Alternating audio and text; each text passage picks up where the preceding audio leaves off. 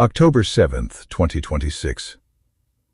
At 4:18 in the morning, a park ranger named Maya Carter received a call about something strange deep inside the Appalachian Mountains. A group of hikers had disappeared. No struggle, no blood, no broken equipment, nothing. They had simply vanished. Maya had worked in the Appalachian wilderness for almost 12 years. She had seen bears, mountain lions, illegal hunters, drug traffickers, and people who thought they could survive in the mountains without knowing what they were doing.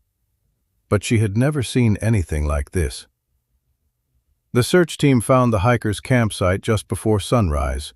Their tents were still standing, their food was still warm, their phones were still charging.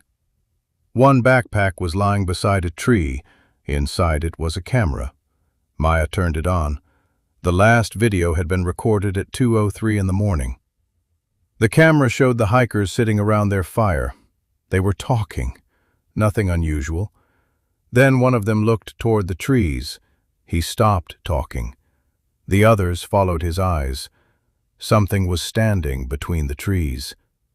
The camera zoomed in. At first, Maya thought it was a tree. Then it moved. It was enormous. At least 20 feet tall. The hikers began running. The camera fell. The screen went black. The final sound recorded was not a scream. It was a deep voice. One word. Run. Maya stared at the screen. Then she noticed something outside the tent. A footprint. She stepped closer. It was almost 6 feet long. Maya had seen bear tracks her entire career. This wasn't a bear. She called her supervisor. He told her to wait for the federal search team. Maya asked why. There was silence on the radio. Then her supervisor said something she would never forget. Because this has happened before. Maya asked how many times. He answered, 17. The next morning, Maya was taken to a small government facility hidden inside the mountains. There, she met an old man named Thomas Hale. He had spent 30 years studying disappearances in Appalachia. He showed Maya photographs. Missing hikers, hunters, forest workers, children, entire groups of people. Some had disappeared decades ago. Others had disappeared only weeks earlier. Thomas told her that every disappearance happened within the same general region, a remote section of the Appalachian wilderness, and every time search teams entered the area, they found the same thing: large footprints, broken trees, and strange markings carved into stone. Maya asked him what made him think the disappearances were connected. Thomas placed an old photograph on the table. It showed a group of miners standing outside a mine entrance in 1931. Behind them was a massive shadow. Maya looked closer. The shadow belonged to something standing behind the mountain. Thomas said, they called it the Mountain Man. Maya, you actually believe in a giant? Thomas didn't laugh. I used to think it was a legend. Then my brother disappeared. Maya became silent.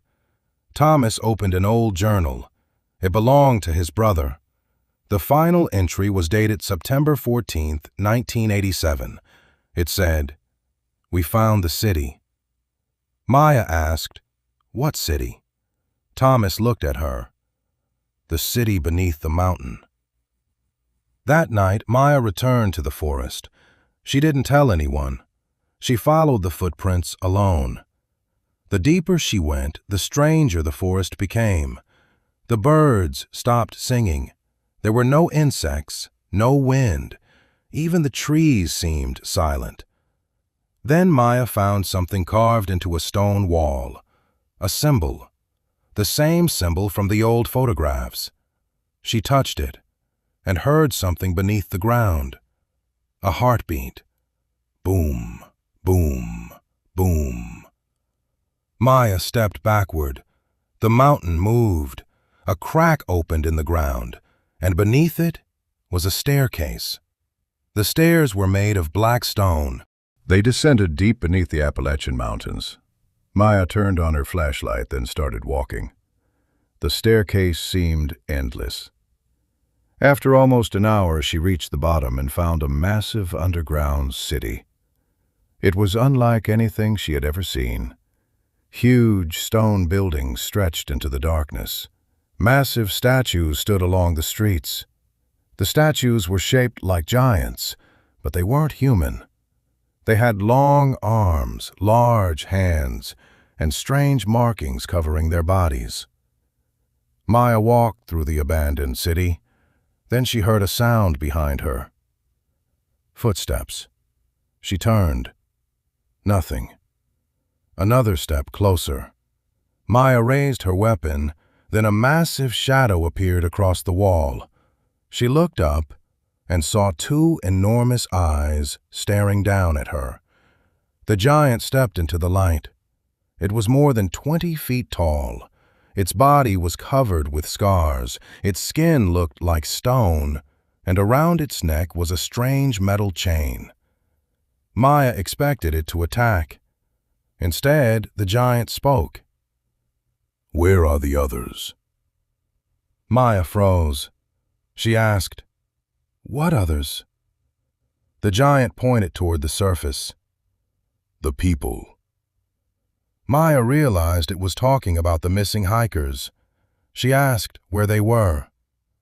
The giant turned around. "Follow me." Maya followed. They entered a massive chamber. Inside were dozens of people. The missing hikers, hunters, forest workers, people who had disappeared years ago. They were alive, but they weren't prisoners.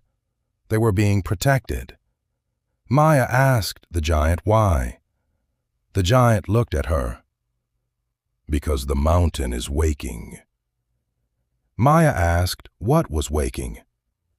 The giant didn't answer. Instead, it pointed toward a massive stone door at the end of the chamber.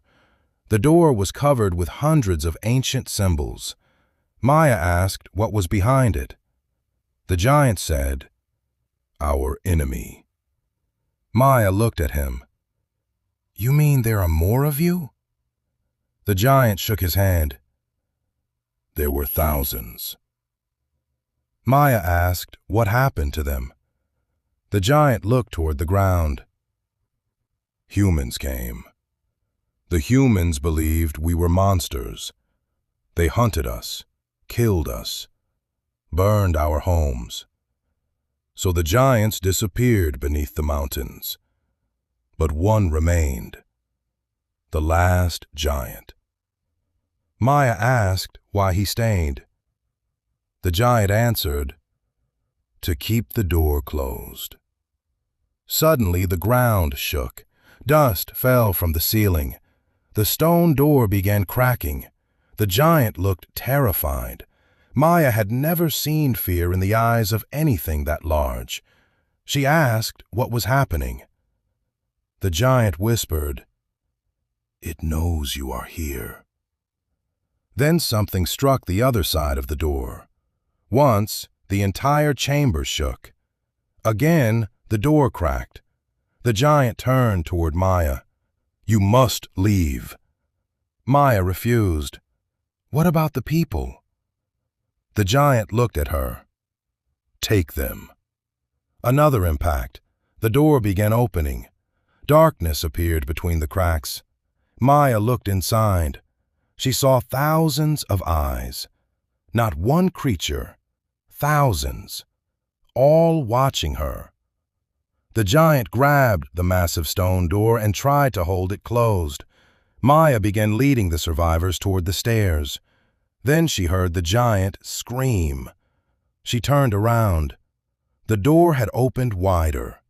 Something enormous was pushing through. The giant looked at Maya. "Run!" Maya and the survivors reached the surface. Behind them, the mountain began shaking violently. Then everything became silent. For several minutes, nothing happened. Maya thought the giant had stopped whatever was beneath the mountain.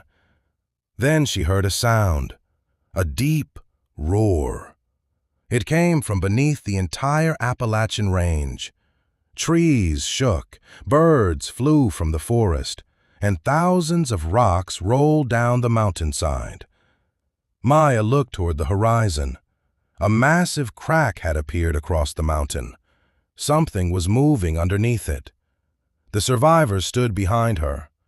One of the old men looked at Maya. He said, "The giant wasn't protecting us from the thing underground." Maya looked at him. Then what was he protecting it from? The old man pointed toward the sky. Maya looked up. The clouds had begun forming a massive circle above the mountains. Something was descending through them, something even larger than the giant. And carved into the side of the mountain was a message Maya had never noticed before. The giants were not the monsters, they were the guardians. Maya looked back toward the mountain, and for the first time, she understood why 17 groups of people had disappeared. The giant had not been kidnapping them. He had been saving them, because he knew what was coming. And now the last giant of Appalachia was gone.